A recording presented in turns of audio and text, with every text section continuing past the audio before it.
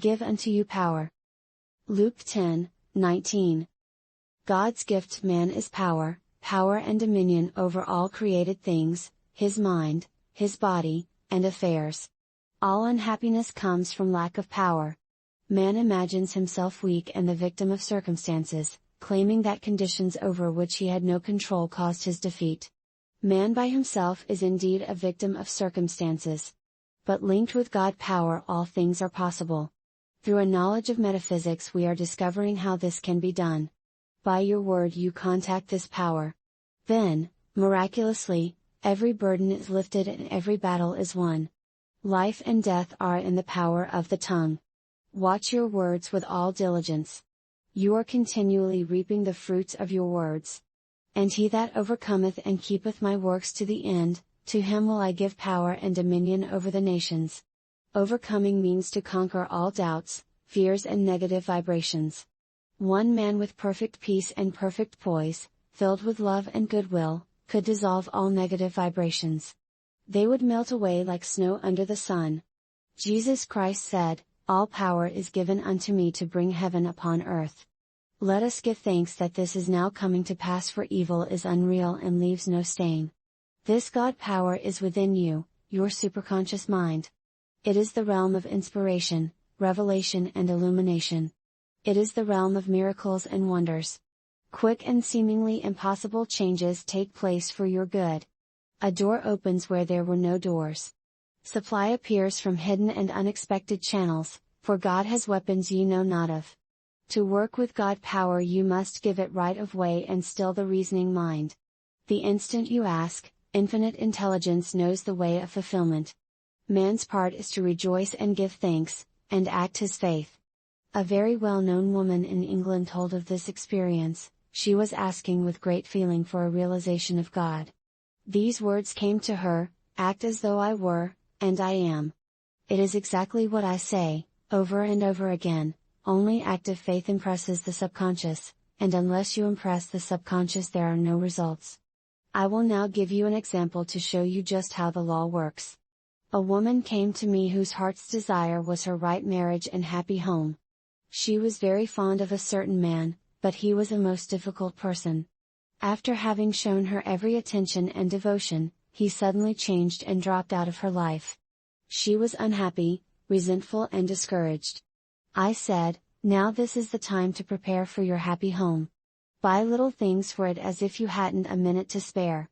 She became quite interested in shopping for her happy home, when all appearances were against it. "Now," I said, "you'll have to perfect yourself on the situation and become immune to all resentment and unhappiness."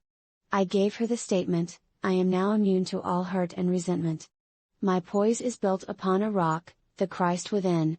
I said, "When you are immune to all hurt and resentment, this man will be given you or his equivalent." It took many months, when one evening she came to see me and said, "I have only the kindest and most friendly feelings for this man. If he isn't the divine selection I would be happy without him." Not long after, she happened to meet the man.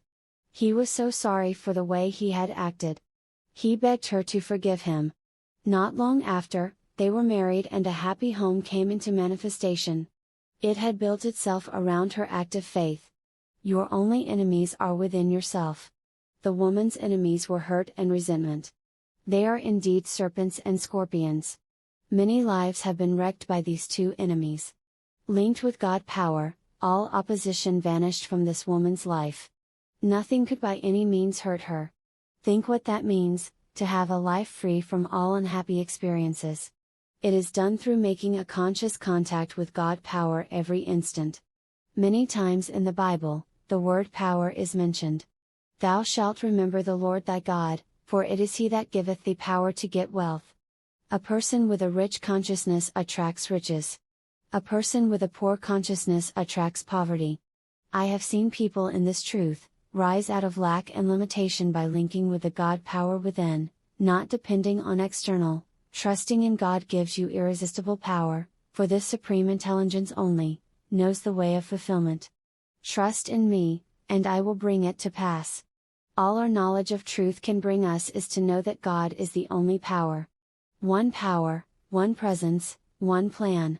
When you have the fixed idea that there is only one power in the universe, God power, all appearance of evil will disappear from your world. In getting a demonstration, we must acknowledge only one power. Evil comes from man's own vain imaginings. Withdraw all power from evil and it is powerless to hurt. I will give you an example which shows the working of the law. I was in a restaurant with a friend who spilled something on her dress. She was sure it would leave a stain. I said, "We'll give it a treatment." I made the statement, "Evil is unreal and leaves no stain." I said, "Now, don't look, leave it to infinite intelligence." In about an hour we took a look and there was not the slightest stain. What is true of a little thing is true of a big thing. You can use this statement for past misfortunes, or mistakes, and somehow or other, under grace, the effects will disappear, they will leave no stain. Many people are using personal power instead of God power, which always brings unhappy reaction. Personal power means forcing personal will. I will give the example of a woman I knew a long time ago. She married a man who worked on a newspaper drawing a comic strip. His drawings demanded a knowledge of slang, which he used on every occasion. She decided he should cultivate his mind and read the classics. They moved to a college town so that he could go to college. She insisted upon his going to college. He resisted a little at first, then he grew to like it. Soon he was steeped in the classics. He wouldn't talk anything but Plato and Aristotle. He wanted the food cooked the way they cooked, and eat the simple food they ate. Her life had become a nightmare. After that, she never tried to change people. The only person to change, is yourself. As you change, all the conditions around you will change. People will change. When you are undisturbed by a situation, it falls away of its own weight. Your life is outpictured by the sum total of your subconscious beliefs. Wherever you go, you take these conditions with you. I am strong in the Lord and the power of His might. I am backed by unnumbered host of power. Power means dominion and dominion means control. Man controls conditions by a knowledge of spiritual law. Suppose your problem is lack or limitation. Your urgent need is supply. Link with this God power within, and give thanks for your immediate supply. If you are too close to the situation, if you are filled with doubts and fears, go to a practitioner for help, someone to see clearly for you. A man told me while at a truth center at Pittsburgh he heard people talking about me and he said, "Who in heck is Florence Scovel Shinn?" Someone replied, "Oh, she wrote The Game of Life, if you write to her she'll get you a miracle." He said he promptly wrote to me and got a demonstration. Jesus Christ said, "When two of you agree, it shall be done." Do not hesitate to ask for help if you cannot see clearly you're good. Jesus Christ saw clearly for the people He healed. He did not tell them to heal themselves. Of course, you can reach the state where you do not need any help, when you have the fixed idea that God's power is the only power and that God's plan is the only plan. We cannot take blessings from infinite intelligence, they must be given us. Man's part is to be a grateful receiver. "Behold, I give unto you power to tread on serpents and scorpions and over all the power of the enemy, and nothing shall by any means hurt you. Thou madest him to have dominion over the works of thy hands, and hath put all things under his feet. All sheep and oxen, yea, and the beasts of the fields." This is God's idea of man, but man's idea of himself is one of limitation and failure. It is only in a big moment, that man seems to rise to his power and dominion. It isn't until we face a situation of lack, that we suddenly express the power which has already been given us. I have known people who are usually nervous and anxious to become poised and powerful when confronted by a big situation. "Hear, O Israel, ye have no need to fight, stand ye still and see the salvation of the Lord." People often ask, what does it mean to stand still, to do nothing at all? Standing still means to keep your poise. I said to a man who was tense and anxious, "Take it easy and see the salvation of the Lord." He replied, That has helped me a lot. Most people are trying too hard. They carry their burdens and fight their battles and are, therefore, always in a turmoil and never get, what we call, a demonstration. Stand aside, and see the salvation of the Lord. We might paraphrase the scriptures and say, "Hear, O Israel, you will never win this battle by fighting, leave it entirely to me, and it will be given you." Following the magic path of intuition, you escape all complications and friction, and make a beeline to your demonstration. Remember, we are told not to despise the day of small things. It is a great mistake to think that anything is unimportant. I was going to a shop to buy 2 articles. In my vicinity are 2 shops, an expensive one and one where all the things are a little cheaper, but the articles are exactly the same. The reasoning mind said, go to the cheaper place, but intuition said, go to the expensive place. Of course, I followed that magic path. I told the clerk what I wanted. He said, the 2 articles are today sold for the price of one, because they are advertising one of the products. So intuition led me to the right place and price. The difference in price was only about 50 cents, but intuition always looks after our interests. If I had been trying to get something cheap, I would have gone to the other shop and paid twice as much. Learn from the little things, and you will be ready to handle the big things. Studying closely the scriptures, we find, God's gift to man is power. The things and conditions automatically follow. God gives man power to get well. He gives man power over the elements. He gives man power to heal sickness, and to cast out devils. They that wait upon the Lord shall renew their strength. They shall mount up with wings and eagles, they shall run and not be weary, and shall walk and not faint. Let us realize that this invincible power is within reach of all. Whosoever calleth on the name of the Lord, shall be delivered. So we find the word links man with omnipotence. This supreme intelligence is more than equal to lifting every burden and fighting every battle. All power %s given unto me to bring my heaven upon my earth. Be strong, fear not, be strong. Fear not. Fear is man's only adversary. You face defeat whenever you are fearful. Fear of lack. Fear of failure. Fear of loss. Fear of personality. Fear of criticism. Fear robs you of all power, for you have lost your contact with the universal powerhouse. Why are ye fearful, O ye of little faith? Fear is inverted faith. It is faith turned upside down. When you are fearful, you begin to attract the thing you fear, you are magnetizing it. You are hypnotized by the race thought when you are afraid. Daniel was undisturbed because he knew his God was stronger than the lions. His God made the lions as harmless as kittens, so walk up to your lion as quickly as possible and see for yourself. Perhaps, all your life you've been running away from some particular lion. It has made your life miserable and your hair gray. A hairdresser once told me that she knew a woman, whose gray hair returned to its natural color when she stopped worry. A woman said to me during an interview, "I'm not a bit fearful, but I worry a lot." Fear and worry are twins and are the same thing. If you were fearless, your worry cells would be dried up. Why are ye worried, O ye of little faith? I think the most prevalent fear is the fear of loss. Perhaps you have everything that life can give, but in creeps the old lion of apprehension. You hear him growling, "It's too good to be true, it can't last." If he gets your attention, you may well worry.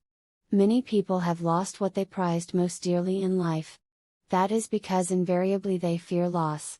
The only weapon you can use against your lions is your word. Your word is your wand, filled with magic and power. You wave your wand over your lion and transmute him into a kitten. But the lion will remain a lion unless you walk up to him. You may well ask, how do we walk up to lions? Moses said unto his people, "Fear ye not, stand still and see the salvation of the Lord, which he will show to you this day. For the Egyptians whom ye have seen today, ye shall see them again, no more forever. The Lord shall fight for you, and ye shall hold your peace." What a marvelous arrangement! Infinite intelligence knows the way out. Infinite intelligence knows where the supply is, for every demand. But we must trust it, keep our poise, and give it right of way. So many people are afraid of other people. They run away from disagreeable situations, so of course, the situation runs after them. The Lord is my light and my salvation, whom shall I fear? The Lord is the strength of my life, of whom shall I be afraid? The 27th Psalm is one of the most triumphant psalms. It is also rhythmic and musical. The writer realized that no enemy could harm him, for the Lord was his light and his salvation. Now remember, your only enemies are within yourself. The Bible is speaking of the enemy thoughts, your doubts, fears, hates, resentments, and forebodings. Every negative situation in your life is a crystallized thought, it has been built up out of your own vain imaginings. But these situations cannot stand the light of truth. So, you face the situation fearlessly saying, "The Lord is my light and salvation, whom shall I fear?"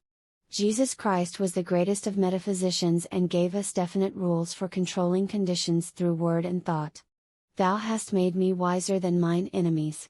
First of all, you must be wiser than your enemy thoughts, the army of the aliens. You must answer every negative thought with a word of authority. The army of the aliens will chant, "Business is dull and money is scarce."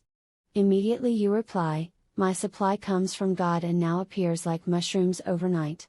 There are no hard times in the kingdom. You may have to keep this up for quite a while, like the song of the katydids, Katy did, Katy didn't. And so on. Finally you win out, for the truth must prevail and you have put to flight the army of the aliens. Then, when you are off your guard, the army of the aliens begins again, "You're not appreciated, you'll never be a success." You answer immediately, "God appreciates me, therefore man appreciates me. Nothing can interfere with my divinely designed sign success." Finally the army of the aliens is dissolved and dissipated, because you do not give it your attention. You have starved the aliens out. Starve out the fear thoughts by not giving them your attention and acting your faith. The lion draws his fierceness from your fear, his roar is in the tremors of your heart. Stand still like Daniel, and you too shall hear the rush of angels sent to take your part. The mission of Jesus Christ was to wake people up. Awake thou that sleepeth. People were asleep in the Adamic dream of opposites. Lack, loss, failure, sin, sickness and death seemed realities to them. The story of Adam is, that he ate of the tree of illusion and fell into a deep sleep. In this deep sleep he vainly imagined good and evil. Bernard Shaw, in his book Back to Methuselah, says, Adam invented murder, birth and death and all negative conditions. It was the development of the reasoning mind. Of course, Adam stands for generic mind. In the Garden of Eden stage, man functioned only in the superconscious. Whatever he desired or required was always at hand. With the development of the reasoning mind came the fall of man. He reasoned himself into lack, limitations and failure. He earned his bread by the sweat of the brow, instead of being divinely provided for. Jesus Christ's message was to bring people back into the fourth dimension, the Garden of Eden consciousness. In the 14th chapter of John we find the summing up of all his teachings. He called it, the Gospel, which means good tidings. With amazing simplicity and directness, he told the people that if they asked, believing, they would receive, attributing the power always to the Father within. God is the giver, man the receiver. This supreme intelligence supplies man with all that he desires or requires. This was certainly a doctrine to wake people up. He proved his statements with miracles and wonders. One of the most dramatic miracles was the healing of the man who had been blind from birth. The opponents of Jesus questioned the man, hoping to find something against him. But the man would only say, "One thing I know, whereas I was blind, now I can see." This is a marvelous statement to make to yourself. Whereas I was blind, now I can see. Perhaps you were blind to your good, blind to your opportunities, blind to your intuitive leads, blind to appearances, mistaking friends for enemies. When you are awake to your good, you know there are no enemies, for God utilizes every person and situation for your good. Hindrances are friendly and obstacles stepping stones. One with God, you become invincible. This is a very powerful statement. God's invisible power sweeps all before it. I ride the waves into my promised land. Riding the waves, they take you to your destination, free from the undertow of negative thinking, which would pull you down. Your thoughts and desires are always taking you somewhere. Prentice Mulford says, the persistent purpose, that strong desire, that never ceasing longing, is a seed in the mind. It is rooted there, it is alive. It never stops growing. There is a wonderful law involved in it. This law, when known, followed out and trusted, leads every individual to mighty and beautiful results. The law followed with our eyes open, leads to more and more happiness in life, but followed blindly with our eyes shut, leads to misery. This means that desire is a tremendous vibratory force and must be rightly directed. Take this statement: I only desire that which infinite intelligence desires through me. I claim that which is mine by divine right, and under grace in a perfect way. You will then cease desiring the wrong things, and the right desires will take their place. Your dreary desires are answered drearily, your impatient desires are long delayed or violently fulfilled. It is important never to lose sight of this. Many unhappy situations have been brought about through dreary or impatient desires. I will give an example of a woman who was married to a man who wanted her to go somewhere with him every evening. It wore her out, and night after night she wished impatiently that she could stay at home and read a book. The desire was so strong it commenced to bud. Her husband went off with another woman. She lost him and his support, but she had the time to stay at home and read a book. Nothing has ever come uninvited into your life. Prentice Mulford has also some interesting ideas on work. He said, to succeed in any undertaking, any art or any trade or any profession, simply keep it ever persistently fixed in mind as an aim, and then study to make all effort toward it play or recreation. The moment it becomes hard work, we are not advancing. As I look back on my experiences in the art world, I see how true this is. From the Academy of Fine Arts in Philadelphia, came 8 men, all of about the same age, who became distinguished and successful artists. They were called the 8 in contemporary art. Not one of them was ever known to work hard. They never drew from the antique, they never did anything in an academic way. They simply expressed themselves. They painted and drew because they loved it, for the fun of it. They tell an amusing story of one of them who became a very well-known landscape artist, taking many medals and honorary mentions at exhibits. He had a one-man show in New York City, at one of the big galleries, and was seated reading a paper. An enthusiastic woman rushed up to him and said, "Can you tell me anything about the wonderful man who painted these adorable pictures?" He replied, "Sure, I'm the guy that painted the damn things. He painted for fun, he didn't care whether people liked his pictures or not. Whereas I was blind, now I can see, my right work, my perfect self-expression. Whereas I was blind, now I can see clearly and distinctly the divine plan of my life. Whereas I was blind, now I can see, that God's power is the only power and that God's plan is the only plan. The race thought is still with a belief in insecurity. Awake, thou that sleepeth. God is your eternal security of mind, body and affairs. Let not your heart be troubled, neither be afraid. If you were wide awake to your good, you could not be troubled and fearful. Waking up to the truth, that there is no loss, lack or failure in the kingdom of reality, loss, lack and failure would disappear from your life. They come from your own vain imaginings. The following is an example, illustrating the working of the law. A number of years ago, when I was in London, I bought a wonderful fountain pen at Asprey's. It was Japanese and was called a Namike pen. It was quite expensive, and they gave me, with it, a guarantee that it would last 30 years. I was very much impressed, because every summer, on the 5th of August, they wrote me asking how the pen was getting along. One might have thought I had bought a horse. It was no ordinary pen and was very satisfactory. I always carried it with me, and one day I lost it. I immediately commenced denying loss. I said, "There is no loss in divine mind, therefore I cannot lose the Namike pen. It will be restored to me or its equivalent." No shops that I knew of in New York City carried these pens, and London was a long way off, but I was charged with divine confidence. I couldn't lose the Namike pen. One day, going along Fifth Avenue in a bus, my eye caught a sign on a shop for the fraction of a second. It seemed to stand out in the light. It read, "Oriental Craft Shop." I had never heard of it, but I had a strong hunch to go in and ask for a Namike pen. I got off the bus and went into the shop and asked. The saleswoman replied, Why yes, we have quite an assortment, they have just been reduced to $2.50. I praised the Lord and gave thanks. I bought 3, and told the above story at one of my meetings. They were soon sold out as people rushed to get them. This was certainly an amazing working of the law, but I was wide awake to my good. I did not let any grass grow under my intuitive lead. The truth student knows he must prove the principle in his everyday affairs. Acknowledge me in all your ways and I will direct your paths.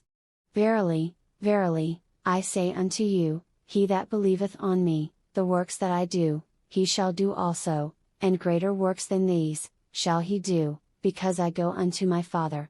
What wonderful faith Jesus Christ had in man! He held the vision of the race to come. The man made in God's likeness and image, imagination. And whatsoever ye shall ask in my name, that will I do, that the Father may be glorified in the Son. If ye shall ask anything in my name I will do it. He explained to the people that they were under a system of gifts. God was the giver, man the receiver. Believest thou not that I am in the Father and the Father in me? The words that I speak unto you I speak not of myself but the Father that dwelleth in me he doeth the works. He told people to seek the kingdom, the realm of perfect ideas, where all things would be added unto them. He woke them up. Whereas I was blind, now I can see, there is nothing to fear for there is no power to hurt. I see clearly before me the open road of fulfillment. There are no obstacles on my pathway. Thou madest him works of thy hand, his feet. To have dominion over the thou hast put all things under. Psalm 8, 6.